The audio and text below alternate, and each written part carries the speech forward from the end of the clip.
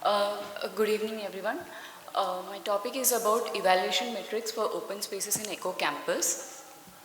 Basically, what is an evaluation metrics? Why is it required and where is it used? So it's like evaluation metrics is uh, it's like a guideline or how do you say it? It's like a reference to institutions to understand their open spaces. Basically, open spaces are certain spaces which are of three different natures or three different variants. Like it's like open spaces are sometimes permanent spaces where you have landscape design which has been prominent, and you have a certain open spaces for future development, and there are certain temporary open spaces which are used for a particular purpose, and then in future it can be used for some other space. So a campus needs to understand the potential of open spaces. To understand that potential, this evaluation matrix is utilized. And why is it required is like open spaces are certain things which are certain spaces where the user and environment kind of interact. So I am studying the behavior of an user and the environment, how they are interacting with each other and the effects of them, vice versa. That's what is required. And it's something like, most of the studies have shown that students face so much stress in and if there are certain spaces which could relieve them from that, that would be much more easier. So studies have been conducted in such a way, and that's why we require certain things, a certain open spaces, and to understand that potential, there is a gap. There is a gap which is filled by this evaluation metrics. And where is it used? It's like you can use in a future when we are designing for an institution, you can do it there, or an existing campus also. Uh, it's more like I've studied the literature is right from defining the open space to how to evaluate the spaces, how to evaluate even using softwares also. From all these literature, I've taken this campus landscape design taxonomy, where I've taken 10 prominent design determinants, which are boundary, accessibility, parking, vegetation, aesthetics, healing, creative spaces, recreation, interior spaces, and man-made elements. This is by Richard Dauber, and then 6 parameters from various literatures, which are morphology, accessibility, activity, outdoor treatment, people behavior or place attachment, people participation, and awareness. So basically, it's like if you have a campus, you are going to evaluate you are going to see whether these 10 determinants are there in the campus based on the zones. And then above that, these parameters are used as layers, and then you formulate this evaluation metrics. Uh, you have like once you evaluate that there is an active space and there is an inactive space, you can study deeply into that, and you can identify these active spaces. If there is scope for improvement, you improve those spaces, so that you can retain the active spaces. If it is active, you can retain it. Otherwise, you can apply these 6 parameters and see which is not there, and you can apply it there, and the resultant will be an active campus. So it's more like once we have these 10 determinants, you identify. It's just like these 6 spaces in a. If you divide the campus into these zones like grids, you have these 6 zones where you have these taxonomy, landscape design taxonomy, and you are applying layers like morphology, accessibility, activity, outdoor treatment, people's behavior, and participation awareness, and the resultant will be this.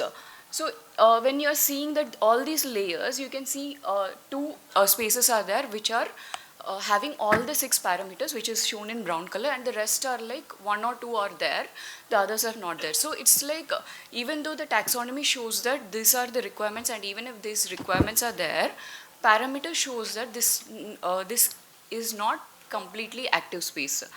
So, my study area, I have taken NIT Tiruchirappalli, campus of NIT Tiruchirappalli. And when we have done the study was done based on observation, analysis, based on space syntax software depth map, and then behavioral mapping. So based on this, I have identified these 6 spots in the academic zone, which has the potential of active spaces. And yeah, this is how those 6 spots has these campus 10 determinants from the taxonomy. And when we are coming to the parameters, it's like morphology. I have studied the land use map, landmarks, where the landmarks are the accessibility using depth map also, and observation, figure ground, vegetation, density maps. So that's like, for weekends what's the density, and for weekdays what's the density. And it's found that this landmarks, activities and vegetation has a huge impact on the users when it comes to activity in an open spaces. So when we do a detailed study on the accessibility, you can see this, like the red one shows that based on the space syntax software, the red one shows that these are the most accessible paths, and the blue one shows that it is the accessibility is very less. So when we do the observation, where the blue paths are there, people tend to take shortcuts. Just because it's not accessible, people tend to take shortcuts, and that becomes a man-made path. So yeah. And when we come to this activity has been various activities have been charted from right from 6 a.m. to 10 p.m. throughout the year and throughout all the seasons.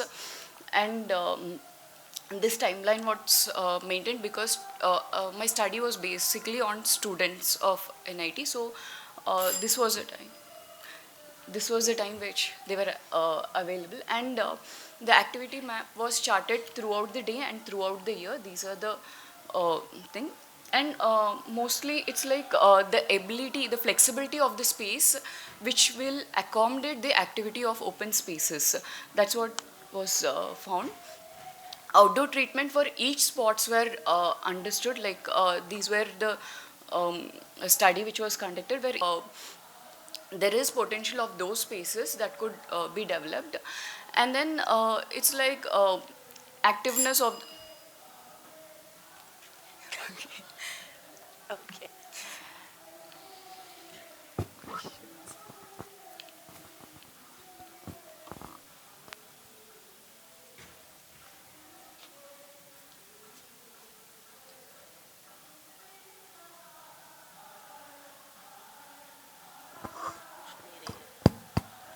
Sangeeta has decided that I am going to ask all the questions. Next time No, is your turn. I haven't decided. Your turn. ठीक है. इस बार की next time? Next time, okay. Okay.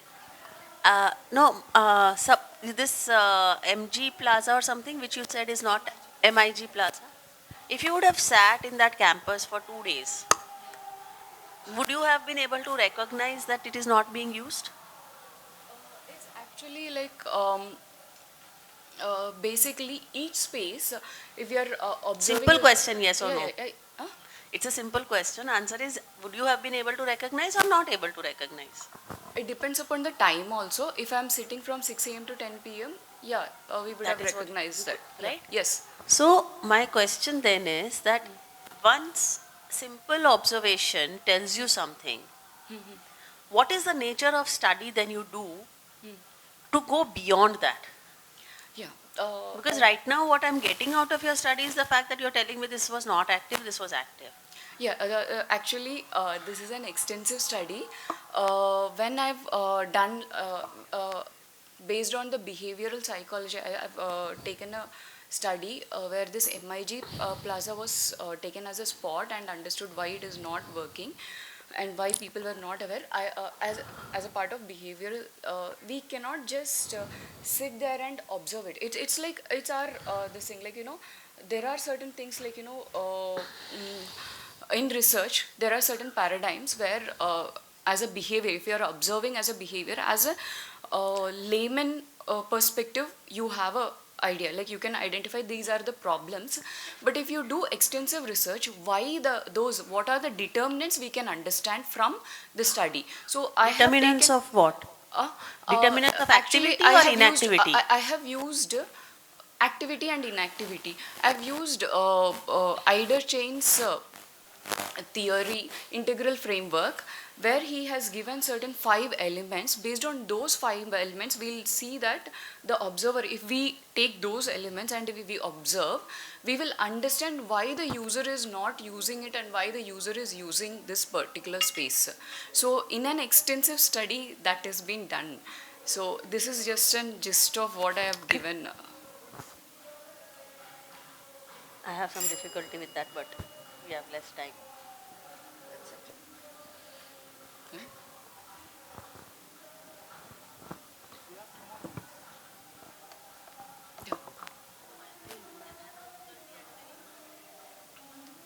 Fundamental. I have a difficulty at a very fundamental level because, on the one hand, we are depending on studies of behavioral science where we ourselves have no background in behavioral science. We are not behavioral scientists, we are architects.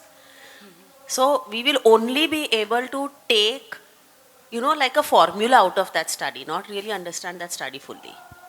Now, that study itself has come to its formula by studying contexts which are not in the Indian context at all. So there's a bit of a, No, it's a that's research, what- it's a linear research process which takes all the steps, but the starting point itself is challenged. It's not just this, it's a larger question that often we face in research. No, it's like basically all the behavioral studies are not like it's on different contexts. So what Eiderschein has given is a universal thing where this integral theory is applicable. So it's What was the sample size of Mr. Eider and who were his samples? uh, Caucasians? huh? Caucasians? Okay. Mine was like No. Okay. You were trying to justify that person. No, And it's like, calling it universal, I have a big problem in a lot of research that we pick up from Western researchers and call it universal. no. The thing is like Okay, It's like the baseball tournaments in the US. They're all World Cup, right?